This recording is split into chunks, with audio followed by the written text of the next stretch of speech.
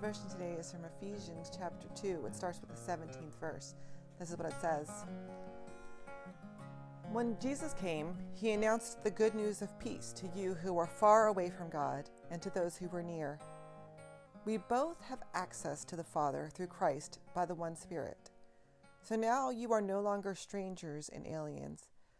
Rather, you are fellow citizens with God's people, and you belong to God's household.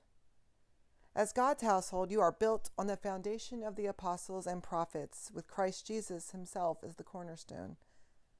The whole building is joined together in him, and it grows up into a temple that is dedicated to the Lord. Christ is building you into a place where God lives through the Spirit.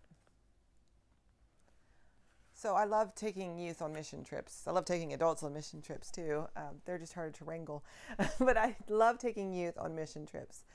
And some of my favorite mission trips that I've ever gone on have been the ones that involve construction. I think because you can see progress. You start at the beginning of the week and you see something, you've done something by the end of the week. But every time we go, I'm always struck by a couple things. One is how long construction really takes, how long it really takes to build something. But also, when you go to these places, like when I went and did Hurricane Katrina relief, the parts of the house that are still standing is the foundation. The wind and the water, they come, they sweep everything away, and yet the foundation remains. It always does. Or sometimes we go and we work on building new houses. And the first thing that they put into that house is a solid, well-made foundation.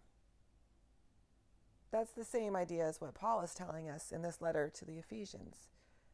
He's saying that Jesus is the cornerstone, the foundation of the church, the foundation of our lives, the foundation of faith. That he has come and he has laid a foundation that is strong and everlasting and solid and will support our house. Whatever we build on top of that is solid on that foundation of God. We do think that if we just sort of slap some particle board over our foundation, that it's going to be fine. If we just paint it, it'll be good. But what Paul is saying is that if you don't have that foundation in God, if you don't have a prayer life, if you don't get yourself involved in Bible studies, read the Bible, understand God, really spend that time building a solid foundation, then the rest of it is just going to fall down when the wind comes.